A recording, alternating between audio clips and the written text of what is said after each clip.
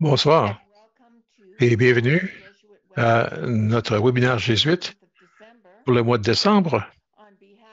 Au nom des Jésuites du Canada, c'est avec plaisir que je vous souhaite la bienvenue à cet webinaire ce soir, l'Église catholique et l'esclavage, faits et mensonges.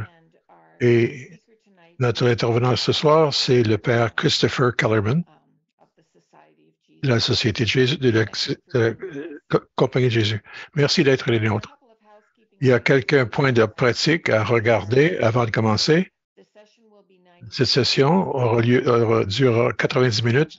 Ça inclura du temps pour des questions et réponses après la présentation. Posez vos questions dans la boîte de clavardage. Sinon, si vous les mettez ailleurs, on va peut-être les perdre. Et je remets le microphone maintenant à José Sanchez, notre directeur de communication, pour parler de la question de traduction et d'autres points techniques pratiques.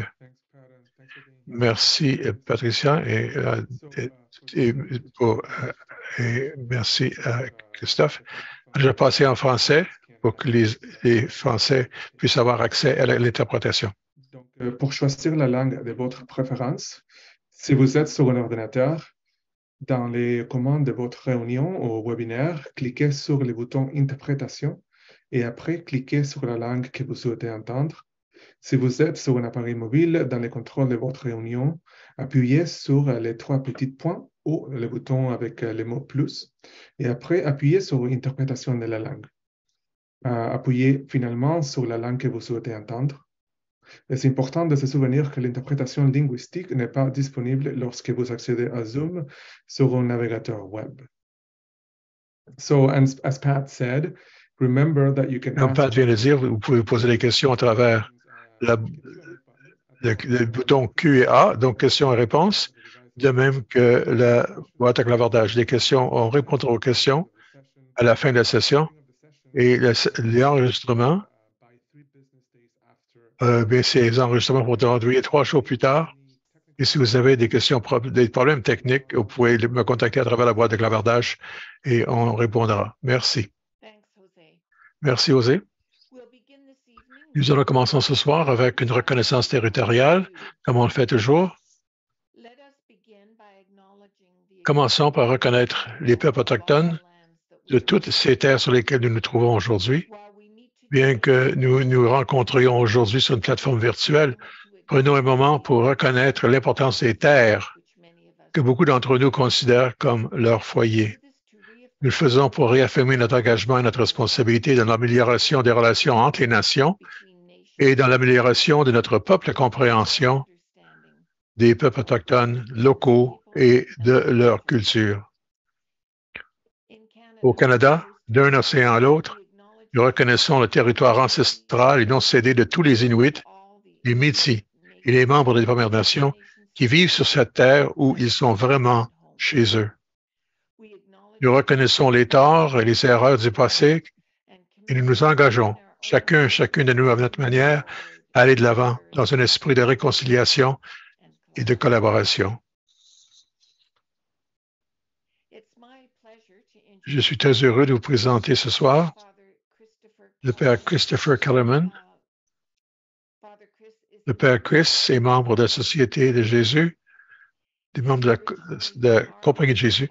Il est originaire d'Arlington, Texas. Il a étudié à l'Université de Texas ce soir. Il a étudié à l'Université Technologie de l'Université de Dallas et également au Collège Régis à l'Université de Toronto.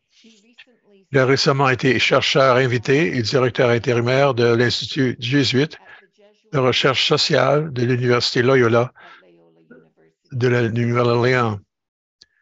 Présentement, il travaille au Bureau de la justice et de l'écologie de la province centrale et méridionale des États-Unis de la Société de Jésus.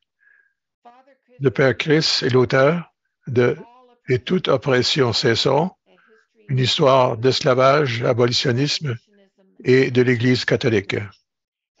Et il y aura un lien dans la boîte de clavardage pour pouvoir acheter le livre.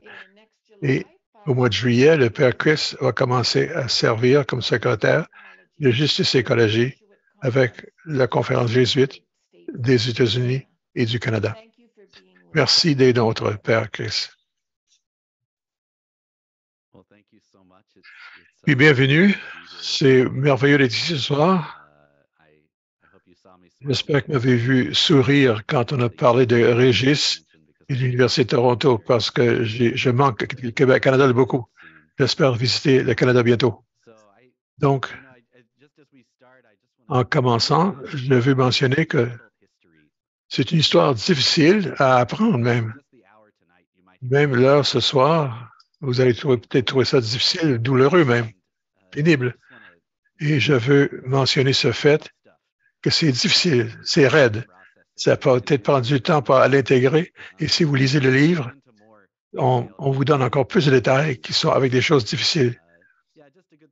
Alors, c'est bon de vous rappeler, c'est prier là-dessus également.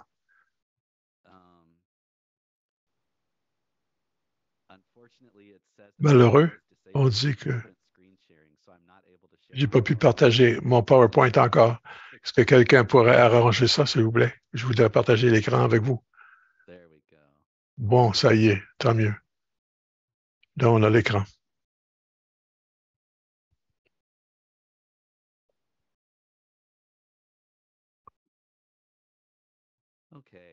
Bon, alors,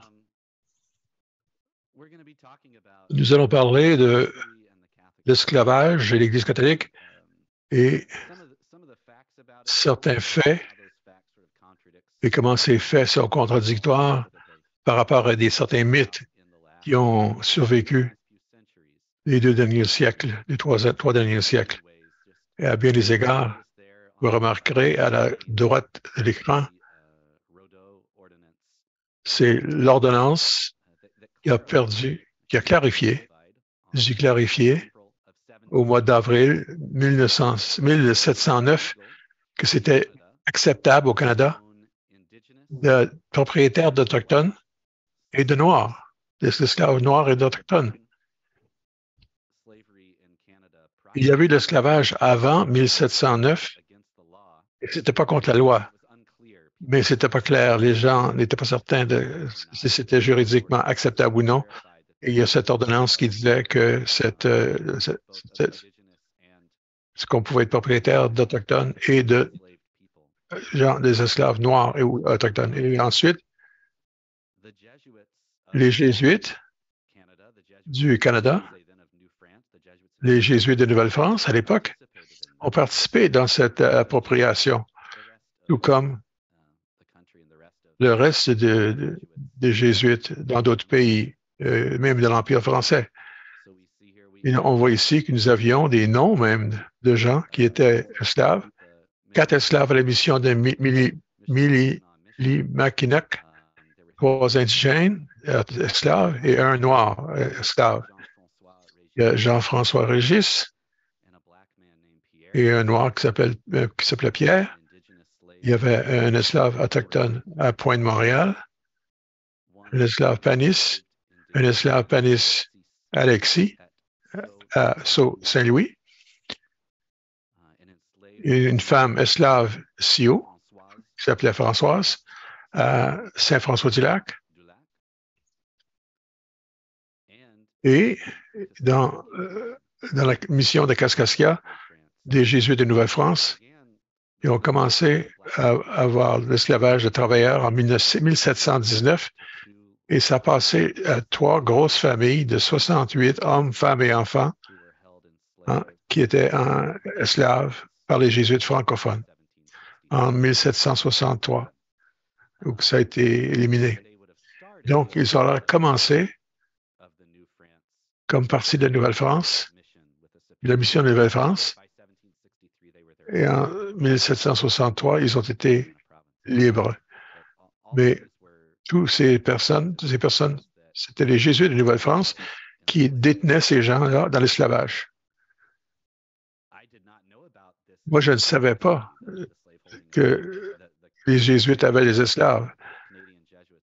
Les Canadiens, les Jésuites canadiens, j'étais plus au courant d'autres pays, d'autres provinces jésuites, La Société Jésus, la Compagnie de Jésus était une opération énorme de capture, de saisie d'esclaves. J'ai jamais trouvé quoi que ce soit qui disait que c'est le contraire. On était peut-être les plus grands propriétaires d'esclaves dans les Amériques. La Société de Jésuites avait au moins 20 877 esclaves, la compagnie comme compagnie. Et en comparant le nombre d'esclaves dans la Nouvelle-France, c'était beaucoup plus petit, bien sûr, dans 69, 68, par rapport à d'autres pays où les Jésuites étaient propriétaires d'esclaves. Mais ça montre quand même, d'une certaine façon, que même le Canada et les Jésuites de Nouvelle-France n'avaient pas autant d'esclaves. Les Jésuites de Nouvelle-France étaient tout à fait comme les Jésuites du reste de l'Empire français et qui avaient des esclaves et dans les autres provinces de Société de Jésus, de la Compagnie de Jésus. Les chiffres sont énormes. Moi, j'étais au courant à Maryland, à Nouvelle-Orléans, il y a plusieurs années, et quand j'ai commencé à apprendre ce qui se passait, les propriétaires des Jésus, le propriétaire des Jésuites, j'avais des questions. Est-ce que l'Église était à l'aise avec tout ça? Est-ce que ces Jésuites répondaient à la théologie de l'époque? Où étaient les Jésuites exactement dans leur idéologie? Et d'autres religieux qui avaient des esclaves? Est-ce qu'eux étaient en désobéissance? C'est l'enseignement de l'Église? Non. J'ai appris que les papes avaient dénoncé le commerce atlantique de l'esclave parce que c'était vraiment dans la région de l'Atlantique. C'était une opération d'Atlantique, à travers le monde atlantique. J'avais appris souvent que plusieurs peuples avaient dénoncé cette chose-là. Je me suis demandé, quand j'ai commencé à entendre que les Jésuites étaient propriétaires, comment est-ce qu'on n'a pas eu de problème? Comment est-ce que ces Jésuites n'ont pas été excommuniés ou quelque chose du genre? Et c'est ce qui m'a invité à approfondir cette histoire beaucoup plus, à creuser l'histoire. Donc, on va creuser dans cette histoire tout de suite pour essayer de répondre à certaines questions centrales.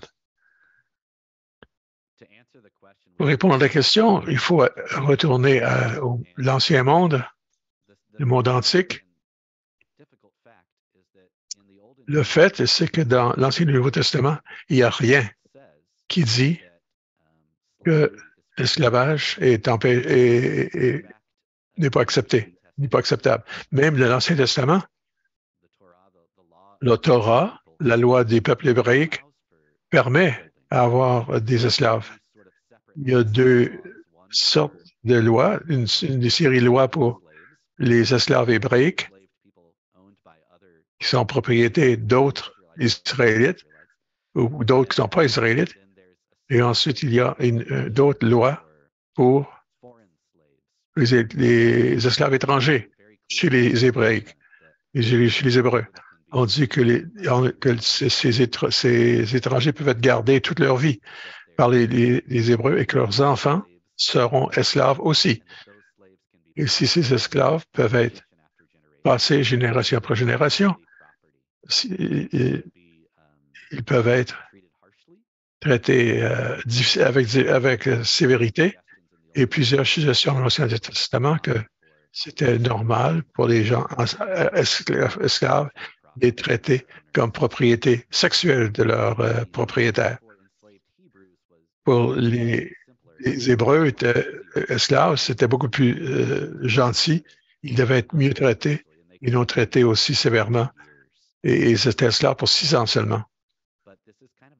Mais c'est une phase, une réalité qu'on voit dans l'histoire de l'Église, dans l'Ancien Testament, et se prolonge dans le Nouveau. Mais dans le Nouveau Testament, Jésus ne dit pas que l'esclavage est mal ou mauvais. Plutôt, nous avons des paraboles concernant les esclaves. Nous avons une parabole qui parle d'esclaves.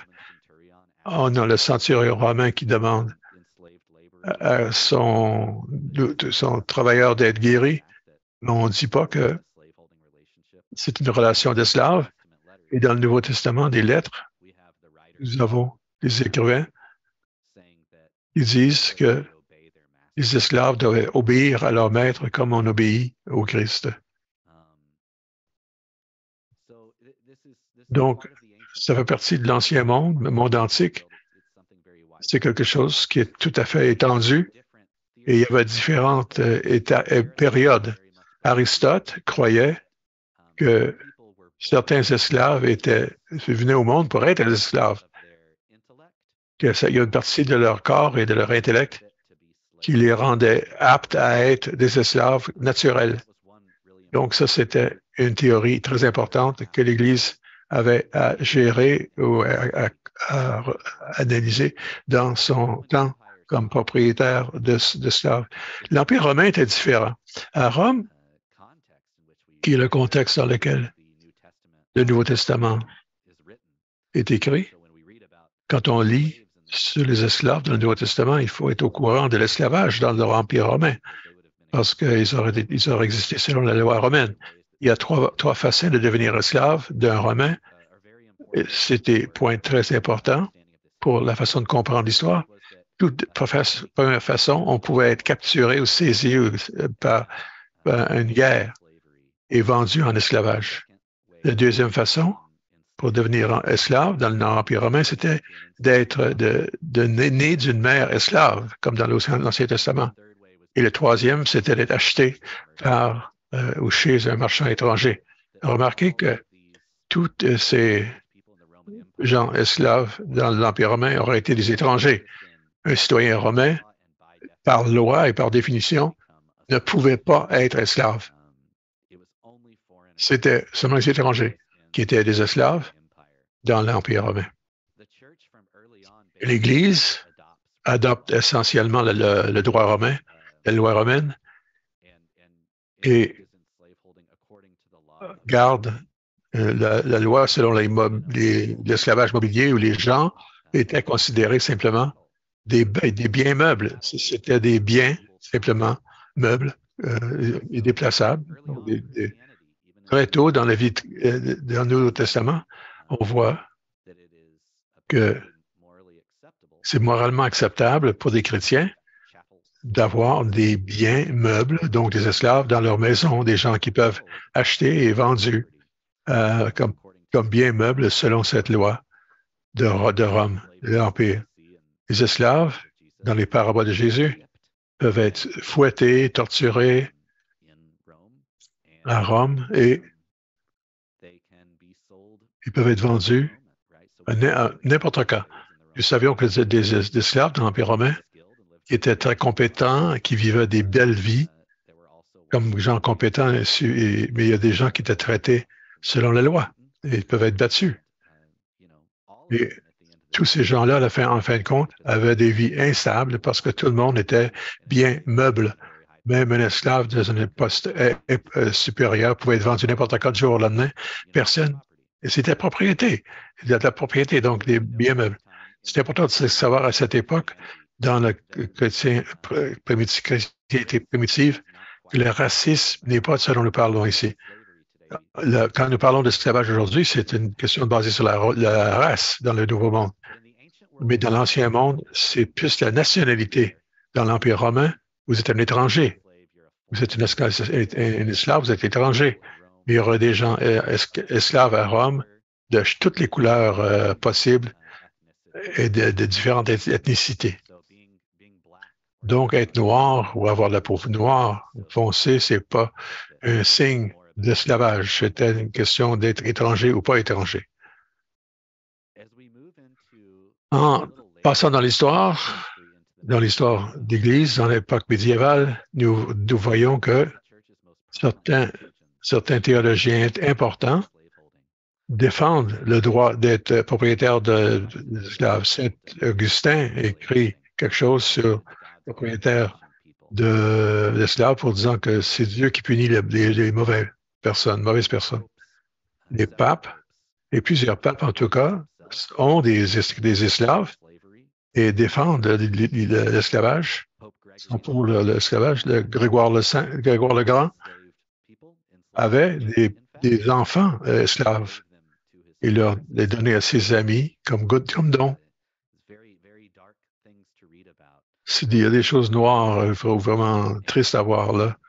Et saint Thomas d'Aquin également, dans la Somme et dans d'autres textes, défend le propriétariat d'esclaves. Et c'est même dans le droit canon. Il y a les règles sur l'esclavage. Les conseils, les conciles écuméniques et d'autres, les conciles locaux, commencent à utiliser l'esclavage comme une punition. C'était pas quelque chose de normal dans la culture romaine. On ne pouvait pas devenir esclave parce que si quelqu'un était esclave dans notre territoire, fallait pas, ça aurait été un citoyen. Donc, c'est empêché par la loi romaine. L'Église, quand même, intègre ça. L'esclavage est une punition pour les femmes qui vivaient avec le clergé. Saint Isidore de Séville dit que ces femmes, au Conseil de Tolède, ces femmes pouvaient être arrêtées et vendues en esclavage. Et le Conseil de Tolède a dit les enfants, s'il y avait des enfants de ces femmes, ils peuvent être des esclaves permanents de l'Église également. Vous comprenez que le clergé n'était pas esclave pour les crimes sexuels. Et ça, c'était intégré dans la loi canon, dans le droit canon, dans les collections de droit canon de l'Église. C'est la loi de Gratien. Et donc, ça faisait partie de l'environnement à l'époque. Il y avait plusieurs exemples durant cette période, les premiers siècles de l'Église, où des papes condamnaient certains asservissements injustes, notamment des groupes de personnes réduites en esclavage, sans titre juste, c'était une des trois façons dans l'Empire romain. Moi, je ne pouvais pas dire « Hey, toi, tu es mon esclave.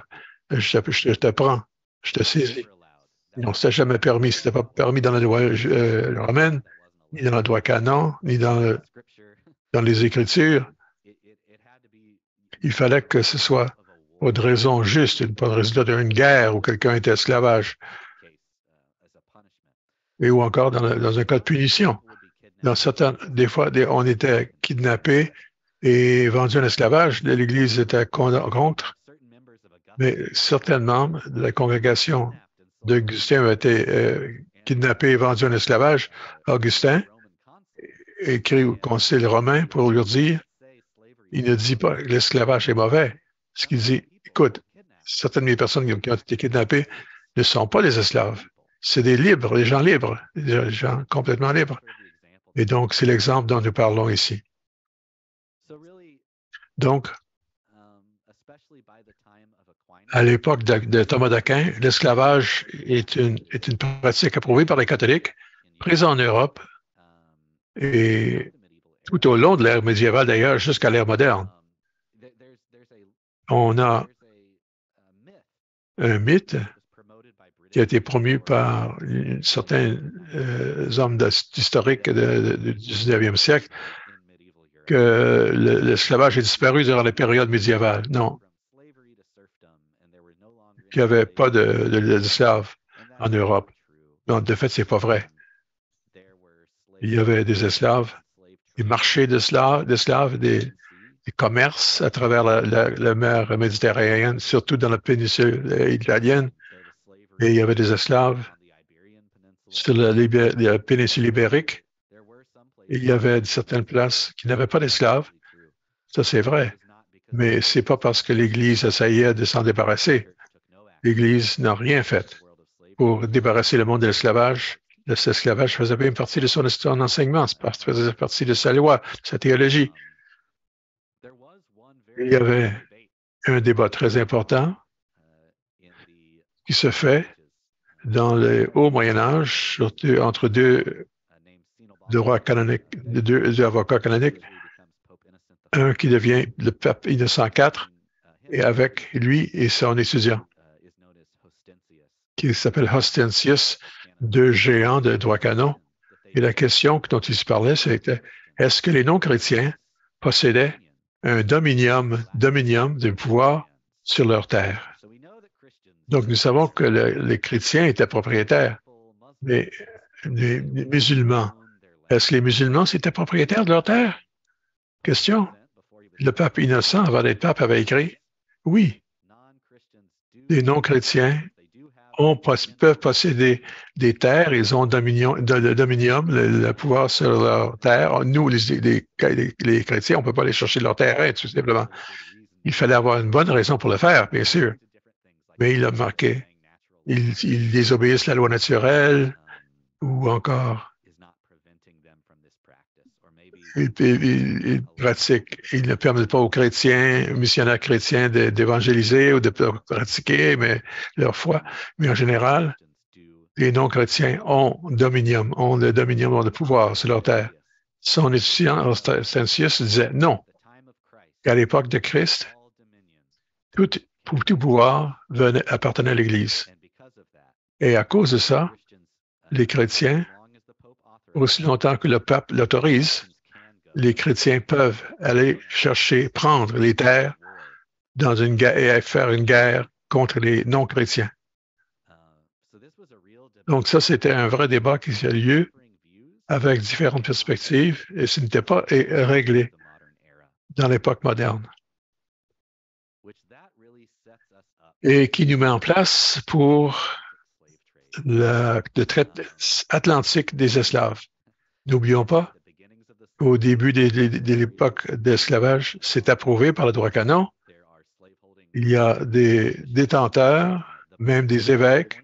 Les papes à cette époque-là avaient des esclaves donc pour leur bateau comme avironneurs. Ça faisait partie de l'Europe médiévale et de l'Église médiévale. Donc, quand le prince Henri le Navigateur navigue autour de la côte occidentale de l'Afrique, dans sa lutte contre les forces islamiques, il commence à chercher des partenaires de commerce en Afrique et il s'occupe de la recherche d'esclavage et de razzia pour les esclaves. Et, comme j'ai dit plus tôt, le prince Henri leur a montré sur les îles Canaries et s'il soit là, il prend des gens, il kidnappe ces personnes-là, c'est tout, pour les mettre en esclavage. Ce sont tous des non-chrétiens. On dit, moi, lui, il pense que c'est des non-chrétiens. Il a probablement raison. Il y a des chrétiens en Afrique à cette époque. Et donc, ils cherchent, eux, quelle relation ils devraient avoir avec eux. Mais les gens qu'il a kidnappés sont des non-chrétiens, selon lui. Or, comme je l'ai dit, ce n'était pas quelque chose qui était permis jusqu'à cette époque. Mais nous avons tous un débat médiéval concernant le dominium. Et en 1452 et en 1455, le pape Nicolas V, un des grands papes de la Renaissance, rejette implicitement le dominium des non-chrétiens à travers 2 bulles.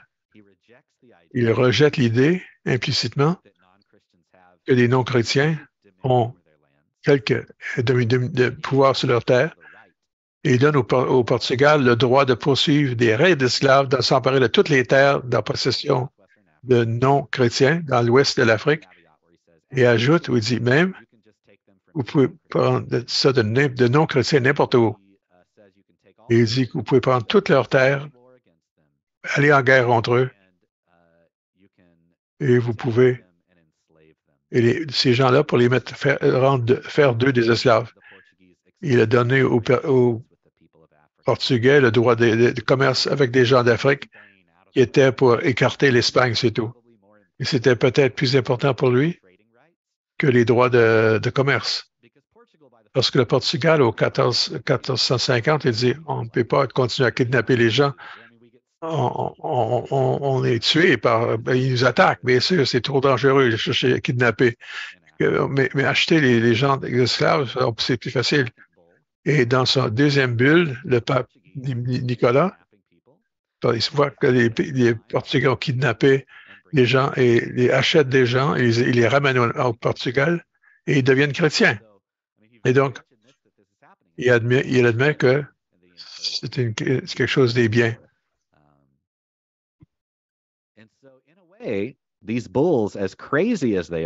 Alors, ces bulles, si elles semblent ridicules et même extrêmes aujourd'hui, mais elles représentent une option à l'époque dans la théologie catholique.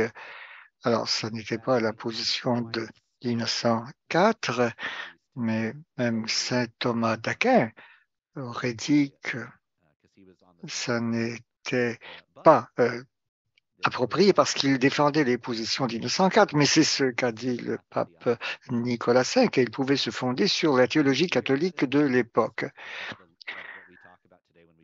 Alors, quand nous parlons de la doctrine de la découverte, aujourd'hui, c'est précisément ces bulles de Nicolas V. Alors, vous pouvez saisir leurs terres, vous pouvez même les enlever comme personne. Mais la doctrine de la découverte, c'est une très longue histoire que je n'ai pas présentée en détail. Certains d'entre vous en savent probablement beaucoup plus que moi parce que au Canada, vous avez étudié ces questions-là.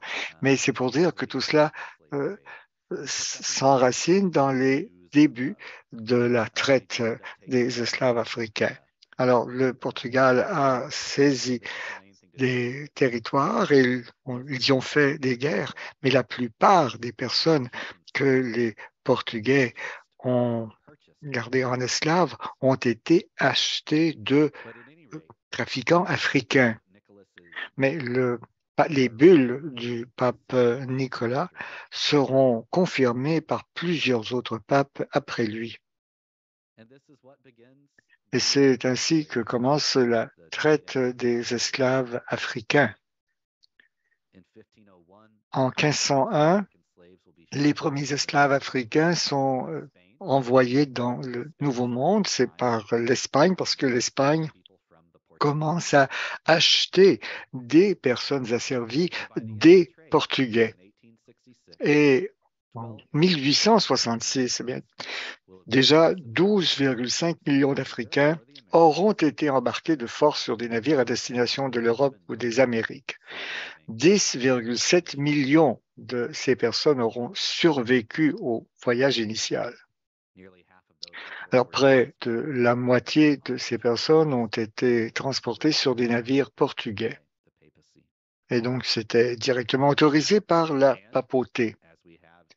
Et comme nous l'avons vu dans l'Écriture et dans le droit canonique, les enfants des femmes réduites en esclavage étaient automatiquement considérés comme des esclaves. Alors, ce chiffre de 10,7 millions d'esclaves africains dans le Nouveau Monde, ce sont les premières victimes, mais leurs descendants ont été esclaves aussi.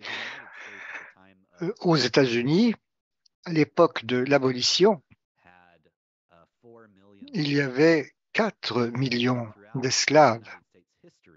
Mais si on pense à toute l'histoire des États-Unis, on pense qu'il y aura eu comme 10 millions d'esclaves et moins d'1 million d'entre eux ont été importés directement d'Afrique. Donc, c'est un drame qui s'est poursuivi sur des générations et des générations.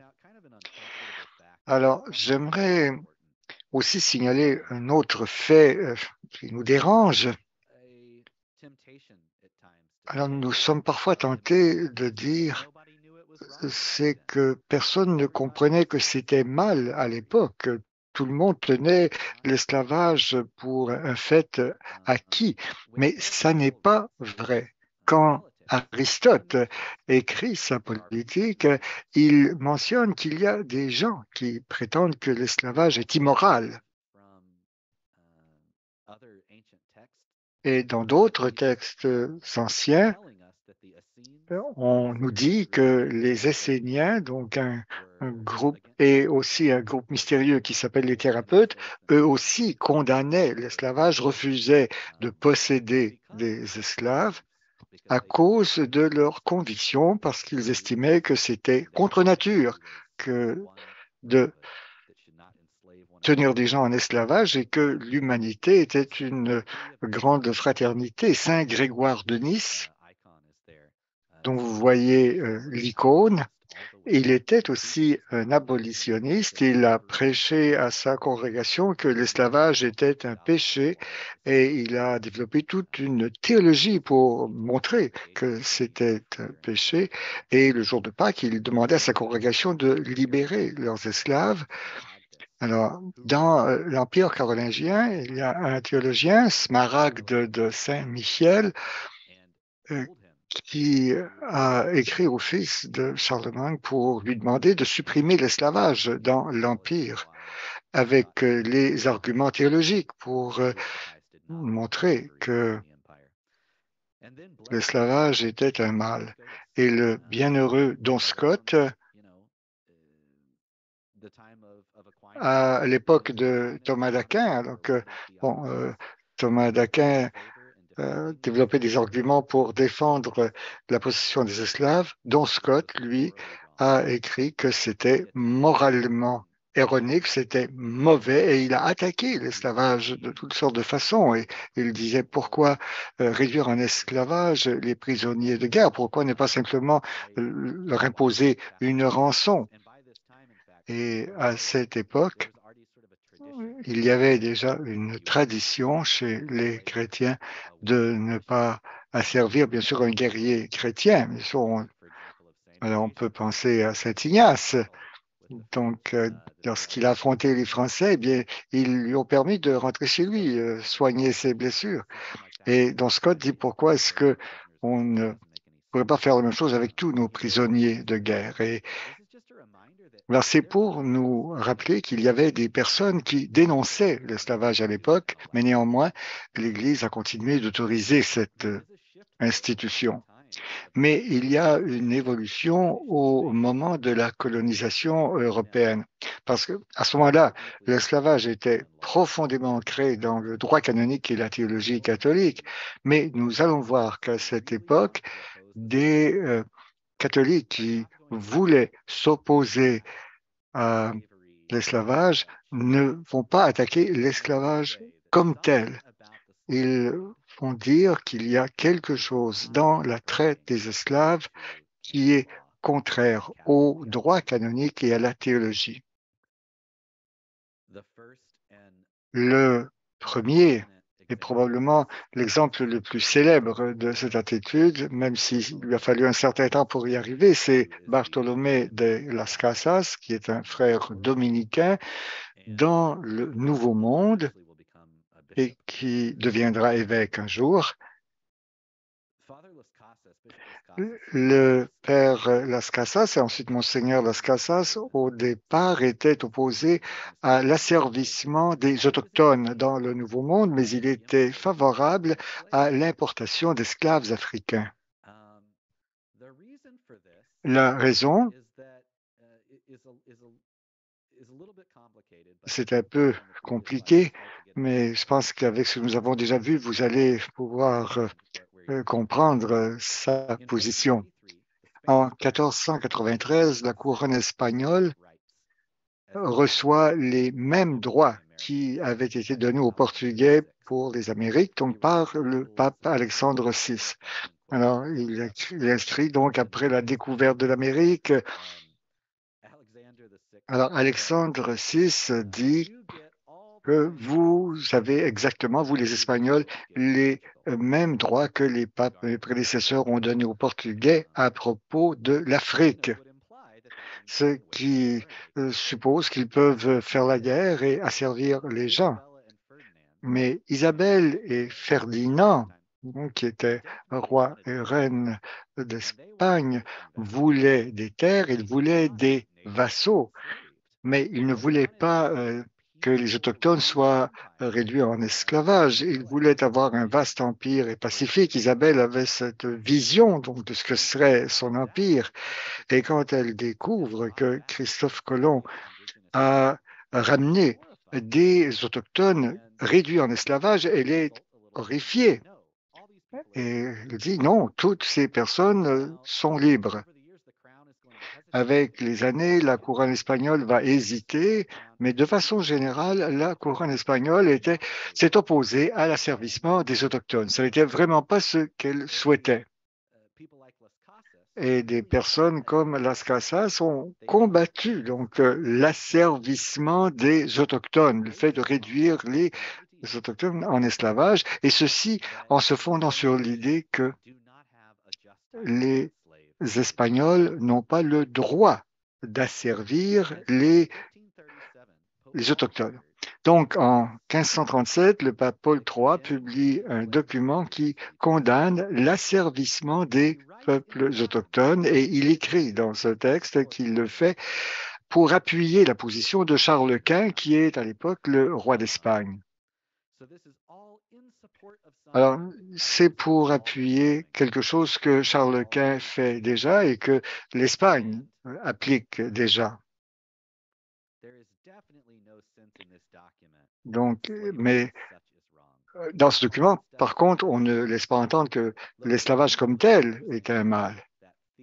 Mais il y a des gens donc, qui utilisent la théorie d'Aristote pour réduire en esclavage les habitants des Amériques, mais au fond, les gens sont en train d'inventer une nouvelle raison pour asservir les gens, mais ça n'est pas conforme à la loi de l'Église, ça n'est pas acceptable. Ces personnes-là, les autochtones, donc ne peuvent pas être réduites en esclavage. Et en 1542, les nouvelles lois de Charles Quint va définitivement interdire l'asservissement des autochtones dans les Amériques espagnoles. Mais à ce moment-là, le commerce des esclaves fonctionne déjà avec l'aide de Charles Quint. En 1542, donc quand les nouvelles lois sont publiées, il y a déjà 15 000 esclaves africains qui ont été expédiés dans les Amériques espagnoles. Donc, Las Casas, au début, disait nous ne pouvons pas réduire les autochtones en esclavage, nous n'avons pas le droit pour cela, c'est une erreur. Mais, vous savez, les Portugais, donc, vendent des esclaves, achetons-les. Alors, c'est parce que Las Casas pense que la traite des esclaves est conforme à l'enseignement de l'Église. Donc, Las Casas n'est pas opposé à l'esclavage. Il pense simplement que de réduire les autochtones en esclavage n'est pas conforme à l'enseignement de l'Église, mais que la traite des esclaves africains, elle, est acceptable. Alors, il ne dit pas que les Africains sont des esclaves naturels non plus, mais c'est simplement donc un prêtre catholique qui estime que l'esclavage est acceptable. Mais en 1547, il commence à découvrir ce qu'est la traite des esclaves et à ce moment-là, il dit, j'ai compris, je comprends maintenant que la traite est aussi injuste que le serait le fait pour nous de réduire les autochtones en esclavage dans la Nouvelle-Espagne. Alors, sur cette base, il dénonce la traite des esclaves africains parce que, d'après lui, donc, elle n'est pas faite pour des motifs justes. Un ami à lui, Domingo de Soto, met cela par écrit en 1553 dans son traité de théologie morale et dit que la traite des esclaves que font les Portugais est injuste. On se contente d'enlever, on kidnappe les gens. J'allais dire, mais est-ce que le pape n'a pas dit que c'était acceptable? C'est vrai, les papes l'ont dit. Et il semble que Las Casas et de Soto ignorent donc cet enseignement des papes. Alors, effectivement, ou peut-être qu'ils ne le savaient pas, ou en tout cas, ils l'ignorent. Donc, Las Casas et de Soto sont les premiers Européens à condamner la traite des esclaves, mais des dénonciations de ce genre vont continuer. Et ce que les gens vont toujours faire valoir, c'est que la traite ne se fait pas d'une façon qui respecte les exigences de l'Église. Les conditions à bord des navires étaient absolument terribles et il y a ce fait que ces personnes sont déplacées de force et que ces personnes sont enlevées. Donc, ils sont réduits en esclavage de manière injuste. Il faut aussi remarquer aussi que ce ne sont pas les seuls qui s'indignaient de cela. les catholiques noirs se révoltaient contre la traite des esclaves dès le début, parce que dites-vous bien que dès le début, donc toutes les personnes qui étaient réduites en esclavage étaient automatiquement baptisées. Alors nous savons, par exemple, que parmi les premières victimes de la traite des esclaves, qui ont été conduites au Portugal, et en quelques dizaines d'années, alors ils utilisent donc les grandes fêtes catholiques pour faire des plans pour s'évader. Les premiers esclaves catholiques qui ont été conduits dans les Amériques se sont alliés donc à des autochtones pour amorcer une rébellion. Il y a eu constamment donc des rébellions d'esclaves. Bien sûr, la plus célèbre et la plus réussie, c'est la révolte des esclaves haïtiens à la fin du XVIIIe siècle, qui a été dirigée par un catholique noir, Toussaint Louverture. Et il a adopté une constitution qui interdit l'esclavage et fait du catholicisme la religion officielle d'Haïti. C'est pour vous rappeler qu'il y a des personnes qui, sur la base de leur foi catholique, ont condamné la traite des esclaves. Malheureusement, il y a aussi des catholiques qui, en vertu de leur foi, ont défendu la catholique, dont des théologiens jésuites. Les théologiens jésuites ont trouvé des raisons pour justifier la traite des esclaves, et le plus célèbre et le plus important d'entre eux, c'est le père Luis de Molina. Molina est surtout célèbre pour une controverse qu'il a eue avec les dominicains sur le rôle de la grâce. Mais il a écrit le premier traité complet sur la traite des esclaves africains. Et tout le monde sait aujourd'hui que des gens sont enlevés. Tout le monde sait que cette traite est un scandale. Et Molina le reconnaît. Il dit oui, c'est vrai, il y a des Africains qui sont réduits en esclavage de façon injuste. Mais il dit que d'autres, par contre, sont réduits en esclavage d'une façon juste. En particulier, ceux qui sont capturés directement par les Portugais, parce que, bon, il sait qu'ils ont été autorisés à le faire, mais il reconnaît que certains des Africains qui sont achetés sont simplement des personnes qu'on a enlevées injustement. Et voici qu'il dit, disons que vous êtes à Lisbonne ou à Cartagena et que vous allez à un marché d'esclaves, vous vous présentez au marché et vous voyez cette foule donc de personnes qui sont à vendre. Mais certaines de ces personnes sont asservies pour des raisons acceptables pour l'Église, mais d'autres non. Alors, qu'est-ce que vous faites? Eh bien, Moline a dit, vous devriez poser la question aux marchands d'esclaves, demandez-lui, est-ce qu'ils ont été asservis d'une manière juste? Alors, donc, l'idée, c'est que ces personnes sont asservies de façon juste, à moins qu'on ait la preuve du contraire. Mais en fait, le possesseur est toujours dans la meilleure position. Et il dit donc, c'est pas la peine de demander à l'esclave lui-même parce que l'esclave va vous mentir. Donc, c'est au propriétaire que vous déposez la question de savoir si la personne a été asservie de façon juste ou injuste. Alors ça lance une longue tradition qui consiste à dire, donc, ne croyez pas donc la personne qui est en esclavage, ne croyez pas des Africains, ils ne diront pas la vérité sur ce qui leur est arrivé. Bon, Molina ne se fonde pas sur une argumentation raciste et il n'en a pas besoin de fait. Il a ce système donc de philosophie jésuite qu'on appelle le probabilisme qui permet à la limite d'acheter une personne qui aurait été asservie de façon injuste, mais d'autres théologiens jésuites vont comprendre que l'argumentation de Molina est étrange parce que ça permettrait à une personne qui aurait été kidnappée d'être quand même vendue en esclavage. Et alors là, ils vont commencer à développer des arguments racistes. Ils vont dire donc les normes de l'Église ne s'appliquent pas aux Africains parce que les Africains sont victimes de la malédiction de Dieu. Donc, c'est la raison pour laquelle ils sont réduits en esclavage. Ils vont dire, donc, ce sont des esclaves naturels dont parlait Aristote. quand il disait que certaines personnes sont nées pour être esclaves. Alors pour eux, c'est donc acceptable.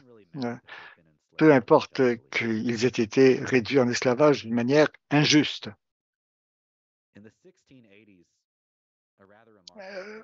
Dans les années 1680, une chose assez importante arrive. Là, tout le monde sait à ce moment-là que la traite des esclaves est scandaleuse. Tout le monde sait que les Africains meurent à bord des navires.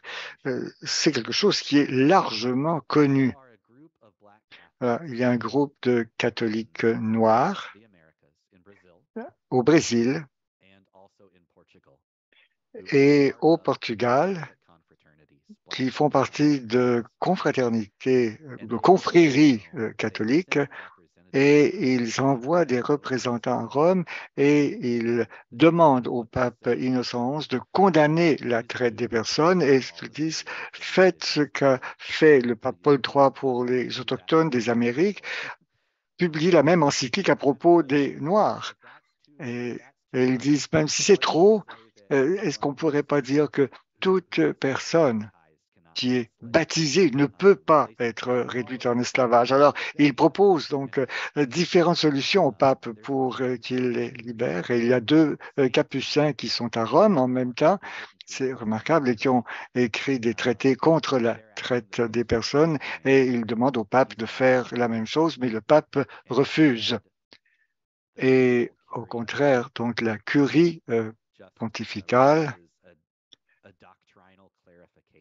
publie donc une note doctrinale à propos de la traite des personnes qui dit finalement la même chose que Molina.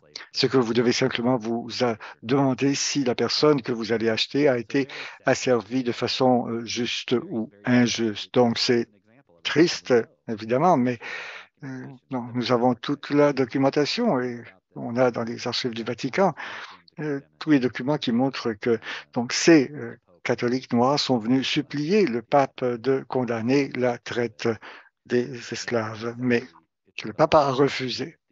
Et ce n'est qu'au siècle et au siècle suivant, la traite des esclaves africains va atteindre un sommet. Je dois dire que au début, je vous ai présenté une diapo qui montrait que les jésuites de Nouvelle-France avaient des esclaves autochtones et noirs. Et ça, c'est quelque chose dont que j'ai appris. Je ne savais pas cela. Et ça m'a amené à réfléchir. Donc, je me demandais comment est-ce qu'ils auraient justifié cela, étant donné que le pape Paul III l'avait condamné. Mais ce que je suppose, mais c'est une supposition, mais c'est que la Cour d'Espagne avait condamné l'asservissement des autochtones, mais la Cour de France ne l'avait pas condamné. Vous avez vu le document donc signé par l'intendant de Nouvelle-France. Alors, ce que je suppose, ce que je pense, c'est qu'ils ont interprété le document de Paul III comme s'appliquant uniquement à la Nouvelle-Espagne, donc au territoire espagnol d'Amérique, qui est et plus on s'informe sur l'histoire de l'esclavage et de l'Église, plus on voit que les papes n'étaient pas vraiment intéressés à prendre des positions qui iraient contre les puissances coloniales. Ils faisaient au fond ce que l'Espagne ou le Portugal leur demandaient de faire lorsqu'il s'agissait d'esclavage. La première condamnation publique de la traite des esclaves viendra du pape Grégoire XVI. À cette époque, à ce moment-là, les États-Unis et la Grande-Bretagne ont interdit la participation au commerce des esclaves, mais pas l'esclavage lui-même. Donc, en 1808, le président Thomas Jefferson, qui lui-même possédait des esclaves, a signé une loi qui interdisait la participation des États-Unis au commerce international des esclaves, mais sans condamner l'esclavage lui-même, qui a continué aux États-Unis pendant encore 60 ans. Donc, ce sont deux systèmes différents, deux systèmes de pensée et deux problèmes moraux différents à l'époque. En 1834, l'esclavage est aboli dans la majeure partie de l'Empire britannique, y compris au Canada, mais pas dans toutes les régions de l'Empire, même la Grande-Bretagne. Donc, ils sont allés trouver le pape Grégoire XVI. Ce sont les Anglais qui sont allés demander au pape Grégoire XVI de condamner la traite, mais c'est tout ce qu'ils lui demandent. Ne condamnez pas la possession des esclaves, ne condamnez pas l'esclavage, mais la traite des esclaves. Et ce document paraît finalement en 1839. Il s'intitule In Supremo Apostolatus et là, Grégoire XVI condamne vigoureusement la traite internationale des esclaves. Malheureusement, il va reprendre exactement tous les arguments de Las Casas. Donc, c'est pas pour dire qu'il y avait de l'information neuve, qu'il y avait de nouvelles raisons qui étaient apparues de condamner l'esclavage. Ces raisons-là étaient déjà là au XVIe siècle, mais c'est Grégoire XVI, le premier pape, qui a eu le courage de le faire.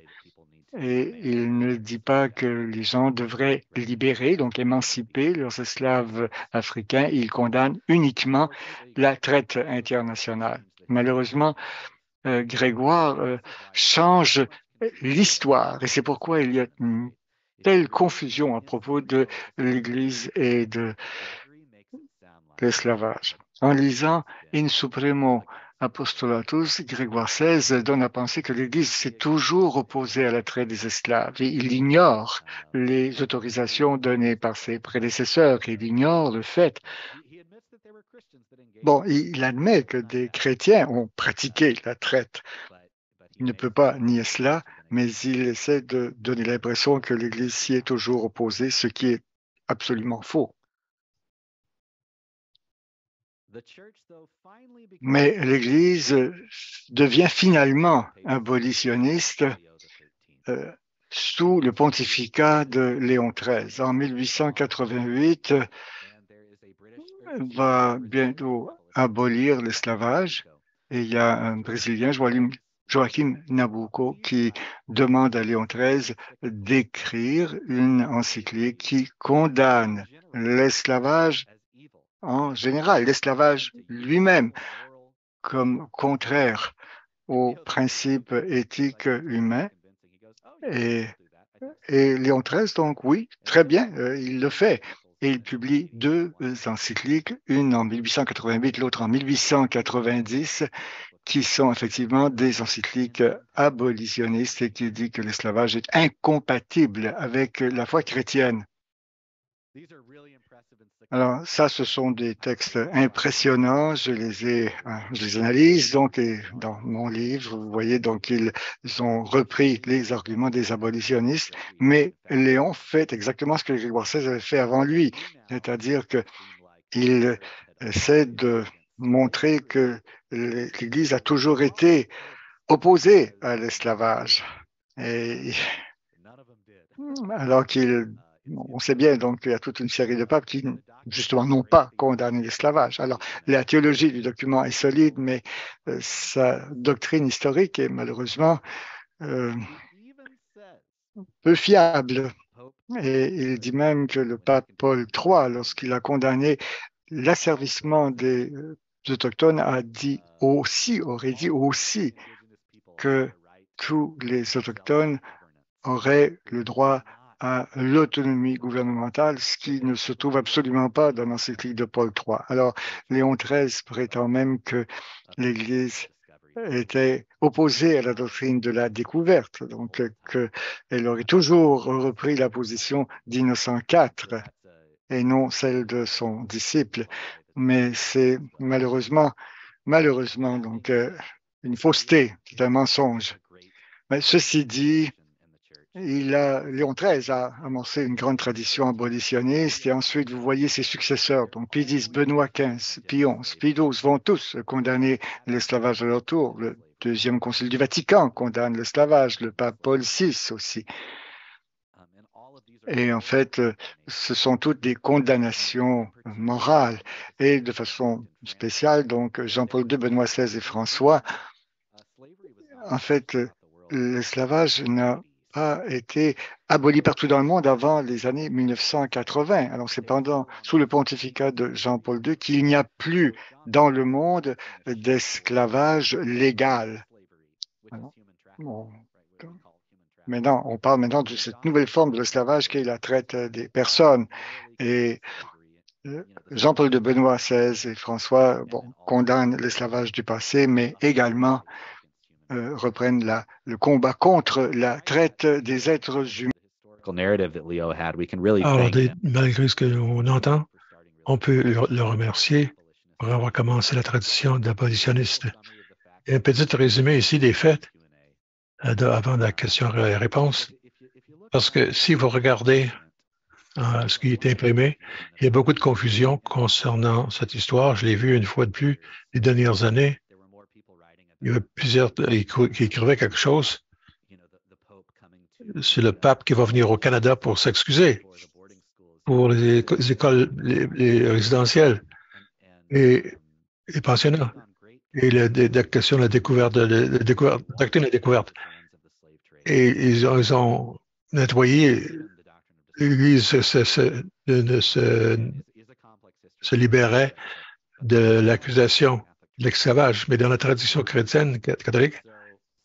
Et donc, simplement pour résumer ici le fait qu'il faut savoir qui, malheureusement, nos papes ont appuyé le début du commerce atlantique et n'ont pas retiré cet appui jusqu'à il y a 400 ans plus tard. Les catholiques noirs se sont rébellés contre leur asservissement dès le début de la traite. Ils ont intenté un procès pour obtenir la liberté. Ils sont rendus à Rome pour supplier le Saint-Siège de condamner cette traite, mais ils sont ignorés par la hiérarchie de l'Église. Si on y pense, le commerce a causé des millions de morts dont le travail et les vies ont été volés et plusieurs personnes ont eu des violences physiques et sexuelles. Même le jésuite Mélina, il parle. Si une personne esclavage cherche à s'évader, il faudrait peut-être couper le pied. Parce que quitter son maître, c'est un péché mortel. Et ça mérite une punition très sérieuse. Et bien sûr, les esclavés en esclavage avaient toujours à subir des violences physiques et sexuelles.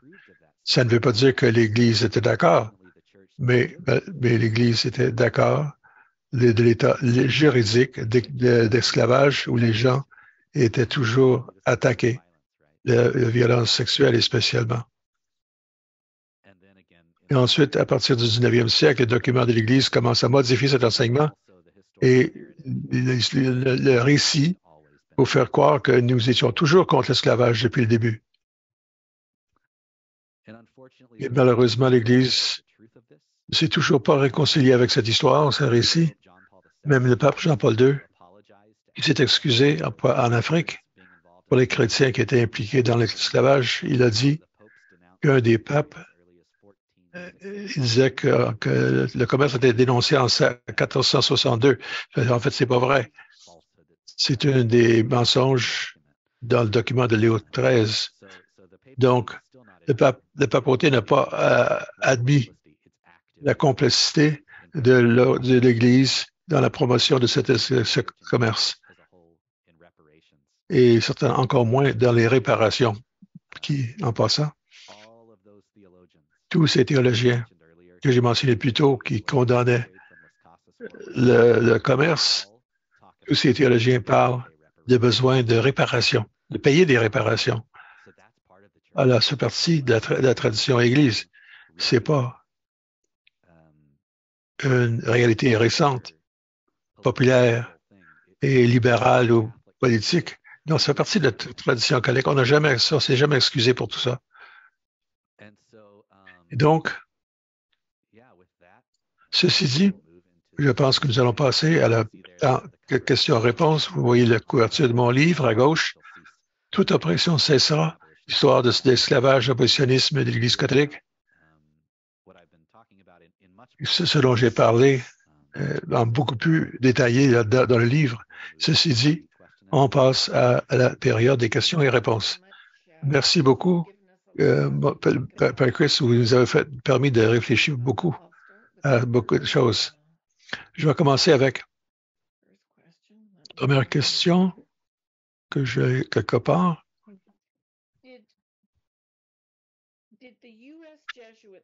Si les Jésuites des États-Unis pour réparer l'esclavage, à quoi cet argent-là va être utilisé?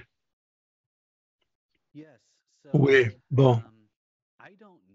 Moi, je ne connais pas beaucoup de détails concernant le fonds de réconciliation qui a été établi par les Jésuites américains, mais c'est vrai, ils se sont engagés à chercher 100 millions de dollars qui sera utilisé pour établir une fondation qui, avec des bourses académiques aux descendants des gens qui ont été propriétés des Jésuites aux États-Unis, d'éducation antiraciste. Ils ont utilisé le mot réconciliation pour décrire leur intérêt, pour réparation. Je ne sais pas pourquoi, mais ce langage, mais ça fait partie de ça. Mais oui, les idées, c'est que c'est une initiative des Jésuites des États-Unis d'établir un tel fonds. Non, pas seulement les Jésuites de Georgetown qui ont vendu 272 esclaves dans le Sud dans les années 1830. Il y avait l'esclavage sur les territoires islamiques de Nord et Afrique, surtout pour les attaques contre les bateaux. Il semblerait que l'esclavage était très présent au Moyen Âge. Réponse, oui, bien sûr. L'esclavage était partout. Ça existait partout. Il n'y a pas d'autres religions. Même pour les Juifs avaient des esclaves aussi.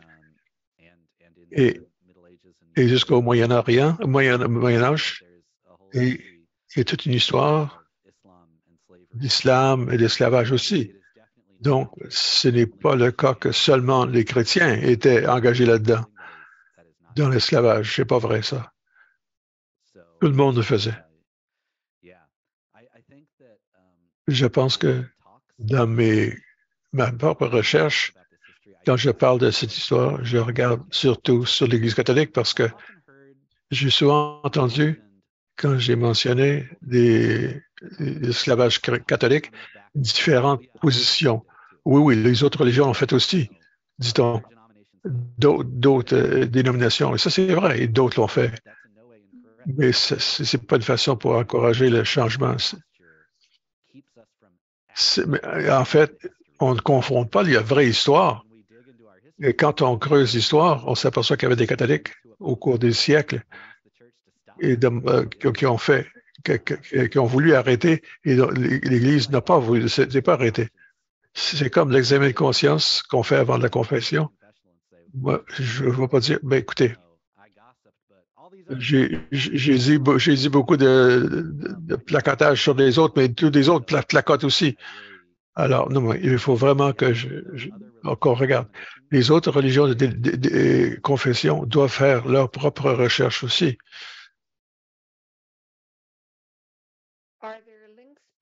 Est-ce qu'il y a des liens entre l'acceptation de l'esclavage et le besoin de compensation ou de pouvoir financier? Réponse, oui. Je pense que c'est vrai. Une chose que je n'ai pas analysée comme beaucoup dans mon livre, c'était je n'ai pas donné une réponse globale à pourquoi l'Église a permis l'esclavage. La raison, c'est que je ne pense pas que c'est possible de donner une réponse. C'était pas une seule décision, c'était des millions de décisions partout, prises par différentes personnes, par différents papes, dans différents théologiens, dans différentes époques. Et donc, certaines personnes auraient acheté un esclave pour montrer leur statut dans la société. Une autre personne pourrait acheter un esclave parce qu'ils voulaient quelqu'un pour travailler sur leur terrain, leur terre. Et donc, même les raisons personnelles pour acheter un esclave étaient différentes d'une époque à l'autre. Et ça, c'est la raison pour laquelle on a été l'esclavage à différentes époques. Je pense que Saint-Augustin dit que l'esclavage, c'est une façon que Dieu punit les gens. Et donc, il pensait, lui, que c'est quelque chose qui est décidé par Dieu. Et il regarde les Écritures pour trouver des réponses. Et donc, c'est tout comme si c'était une raison théologique pour lui, de sa part. D'autre côté, nous voyons des leadership jésuites, par exemple, au 16e siècle, qui, quand des supérieurs généraux de la compagnie étaient interpellés par d'autres groupes religieux et certains jésuites sur le propriétariat de l'esclavage, ils disaient souvent, mais alors on ne pourra pas appuyer nos missions. D'autres jésuites disaient, on va avoir moins de prêtres, parce que c'est terrible de faire ça. Mais finalement, on voulait garder tout ce qu'on avait. On voulait garder nos missions. Et donc, il y a des réalités financières, il y a un zèle pour l'évangélisation qui ne semble pas être intéressé par le corps, mais seulement par l'âme. Et, vous savez, ils avaient des théologiens qui essayaient de trouver des raisons pour accepter l'esclavage. Mais je pense, moi, que les papes, on parle beaucoup des papes de la Renaissance qui vivaient dans un monde pécamineux, avec beaucoup d'argent, de luxe, etc. Ils étaient scandaleux.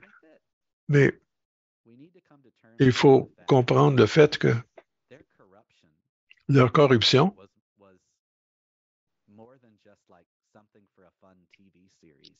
c'était plus que pour une série de télévision.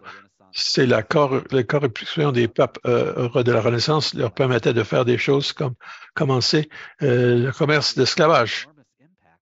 Il y a eu un impact énorme sur la vie des gens pour leur donner le droit moral parce que le Portugal et l'Espagne l'ont demandé de le faire. C'est tout.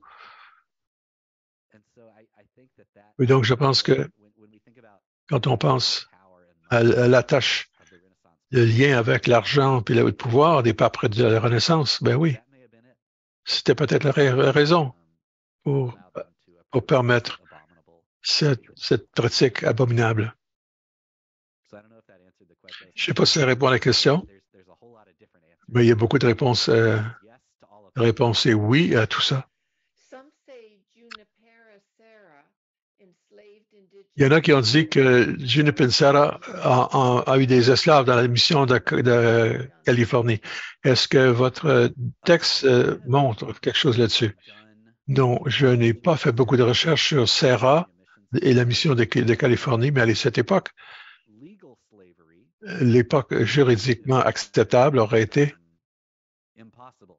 impossible pour Serra. En autre mot, ces missions ne pouvaient pas juridiquement avoir des Autochtones et avoir un titre officiel de propriétariat de ces Autochtones. Mais ce que nous savons, c'est que les missions espagnoles ont trouvé d'autres façons de maltraiter et de discipliner et de fouetter et de forcer dans le travail des Autochtones qui n'incluaient pas un titre juridiquement légal pour dire vous êtes mon esclave et je peux vous vendre. Et je suis propriétaire. Thing to remember too, I mentioned that the Spanish and Portuguese empires banned legal slavery of indigenous peoples. That didn't mean that the oppression ends. It just means that legal slavery ends. So I have never seen l'esclavage juridique, mais j'ai jamais vu d'évidence que c'était différent dans le cas de Californie parce qu'il n'aura pas pu le faire, mais ça ne veut pas dire qu'il n'y a pas eu des oppressions et des pratiques quasi d'esclavage. Can you please say a bit more about Pope Paul's Sublimus Deus? How did evangelization play a role in those who opposed enslavement and property deprivation? Mm-hmm. So, Sublimis Deus, the document of Paul III, is requested by the Spanish Dominicans, and what they say is that they, first of all, Alors, c'est demandé par les dominicains espagnols, et ce qu'ils disent, c'est que l'idée que les gens soient des esclaves naturels, c'est sans fondement. Et ils disent que ce qui arrive, c'est que les autochtones rejettent la foi parce qu'ils voient comment les Espagnols les traitent. Et ce que fait Paul dans son document, c'est qu'il dénonce l'idée de l'esclavage naturel et il dit aussi qu'il ne s'agit pas d'imposer la foi, de convertir les Autochtones par la force, qu'il faut les inviter à la foi par l'exemple d'une vie vertueuse, c'est ce qu'il dit. Et ce que nous voyons, encore une fois, c'est que la couronne ne veut pas qu'il y ait l'esclavage et évidemment, la couronne est liée aux intérêts catholiques. Alors, il y a parfois, même Paul a même imposé, a même associé une excommunication à sa bulle et Charles Quint ne le savait pas et il était furieux quand il a su ça et il a dit non, non, je ne veux pas d'excommunication. Et le pape Paul donc recule, il écrit un nouveau document qui dit bon, d'accord, non, non, je ne voulais pas causer de problème et il retire cette excommunication. Mais il confirme donc le fait que l'esclavage autochtone est une faute. Et des siècles plus tard, quand Grégoire XVI condamnera donc l'esclavage, il dira exactement la même chose. Et il dira que cela fait que les Africains vont délester notre religion au lieu de l'aimer. Et c'est ce que les abolitionnistes disaient depuis des siècles. Mais c'est vraiment une honte que l'évangélisation, le souci d'évangéliser n'ait pas convaincu l'Église de changer son attitude face aux Africains, mais je pense que c'est parce que l'Église n'a pas eu le courage d'affronter les puissances coloniales. Et l'Église était extrêmement étroitement liée à ces puissances. À quoi ressemblait donc la possession des esclaves par les Jésuites? Et comment les esclaves des Jésuites ont-ils réagi à cette situation? C'est une excellente question parce que une chose qu'il faut se rappeler à propos de l'esclavage, c'est que même si dans la tradition colonialiste et occidentale, il y a un lien juridique direct à l'Empire romain. Donc, ça traverse tout le Moyen Âge et ça rejoint la traite moderne des esclaves. Les théologiens du XVIIe siècle qui défendaient la traite des esclaves utilisaient le droit romain et le droit canonique pour la justifier. Mais en dépit de ce lien, la vie d'une personne réduite en esclavage sera différente selon l'endroit où elle vit, selon son propriétaire. Mais bien sûr, il y a une chose qui est toujours vraie, c'est l'instabilité. En tout temps, la personne peut être vendue. Vous savez que vous pouvez être soumis à une violence physique. Et c'est quelque chose que tout esclave donc savait peser sur lui. En fait, vous êtes simplement une propriété. Et cela, bien sûr, comporte aussi une honte. l'asservissement, enfin, les jésuites propriétaires d'esclaves, semble-t-il, n'étaient pas nécessairement meilleurs ou plus sympathiques que les autres. Alors, mais là, je parle surtout des États-Unis ici parce que je ne sais pas autant de choses à propos de ce qui se faisait, par exemple, à Miquelon-Mackinac, par exemple, ou en Nouvelle-France, mais je parle surtout de ce qui se passait en Louisiane ou dans le Maryland, où nous savons que des esclaves ont été fouettés et qu'ils, bien sûr, ils étaient nourris et vêtus. Et généralement, donc, il y avait des quartiers spéciaux, donc, où ils vivaient et travaillaient sur nos plantations. Ces esclaves étaient catéchisés par les jésuites et ils ont mis sur pied un réseau entre eux, donc de parrains, par exemple, et ce qui leur a permis d'établir des liens plus profonds entre eux. Donc, ces liens de parrainage, donc, à cause du baptême. Et à ce moment-là, il disait, donc, nous formons une famille et nous ne devrions pas être séparés les uns des autres puisque je suis le filleul de cette personne. Bon. Alors, mais les jésuites ont quand même séparé des familles à l'époque et la loi de l'Église le permettait. La loi de l'Église permettait de séparer les enfants de leurs parents. Mais tout dépendait en fait des endroits et des situations. Les jésuites qui vivaient dans les plantations du Maryland ou de la Nouvelle-Orléans, eh bien, imposaient donc à leurs esclaves des travaux beaucoup plus rudes, hein, le travail sur les plantations. Voilà, beaucoup plus que bon, quelqu'un qui aurait été un esclave domestique au fond.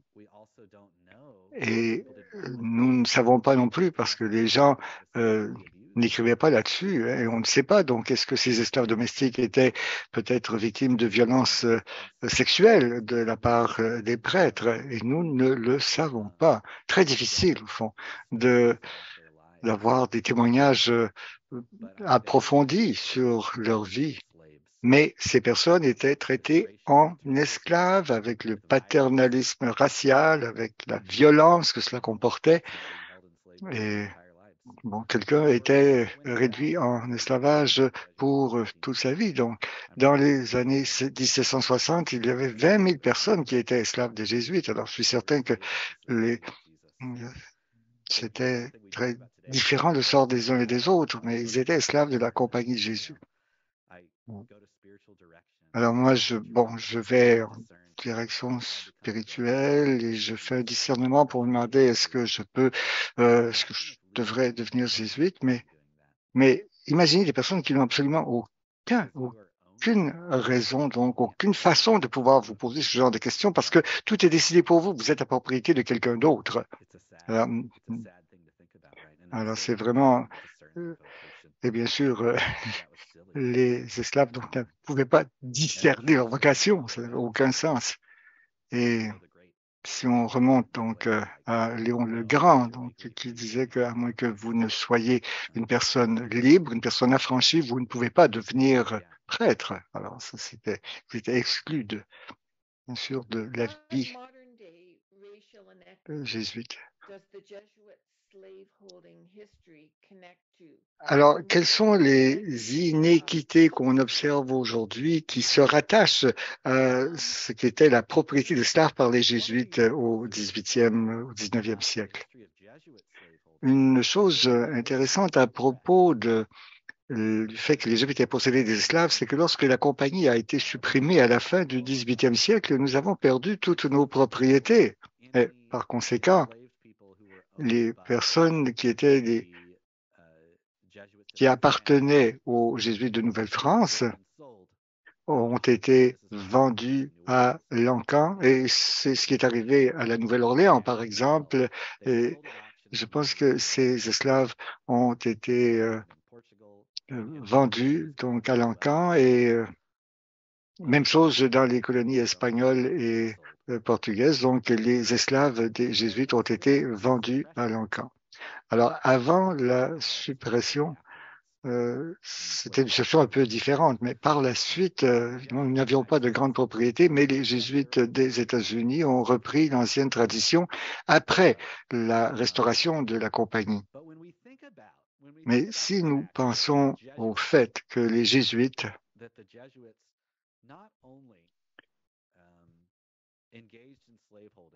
non seulement ont possédé des esclaves, mais qu'ils ont peut-être été le plus gros propriétaire d'esclaves des Amériques. Si nous pensons que ce sont nos théologiens qui ont écrit des arguments qui ont justifié la traite des esclaves et qui ont été utilisés par la couronne espagnole, et si nous pensons au fait que nos supérieurs généraux ont permis tout cela pendant des siècles, je pense qu'il y a une question encore beaucoup plus grosse qui se pose, beaucoup plus que simplement la question de l'argent que nous avons eu. C'est que nous avons rendu possible cet énorme système d'injustice raciale qui existe non seulement d'ailleurs aux États-Unis, mais dans les Amériques, de façon différente d'un pays à l'autre. Alors, la Compagnie de Jésus, et ça c'est bon, depuis le fait que les personnes qui appartenaient aux jésuites, bien sûr, n'ont jamais reçu de salaire, hein, qu'ils auraient pu transmettre ensuite à leur famille. Mais nous aurions pu libérer tous nos esclaves à un moment donné et leur donner les moyens de mener une vie digne et libre, mais nous ne l'avons pas fait.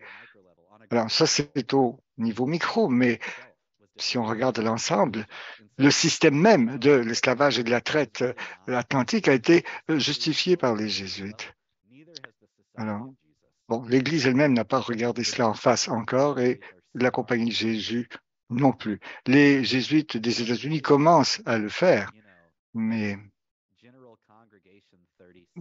à la 37e congrégation générale, il faudra reconnaître l'importance du rôle que nous avons joué et nous engager, je pense, à travailler pour la justice raciale dans la société, pour expier, mais surtout pour faire ce qu'il faut faire, parce que nous avons fait du tort pendant des siècles. Et il y a un traité qui a été écrit par un prêtre capucin à La Havane, j'en ai parlé, c'est un des prêtres capucins qui était allé à Rome avec les esclaves catholiques noirs qui imploraient le pape. Et il dit dans son traité contre la traite des esclaves que les pères de la Compagnie de Jésus vont en enfer pour leur complicité avec la traite, à moins qu'ils ne se repentent. Nous ne nous sommes pas encore repentis, et je ne dis pas que nous allons tous en enfer, mais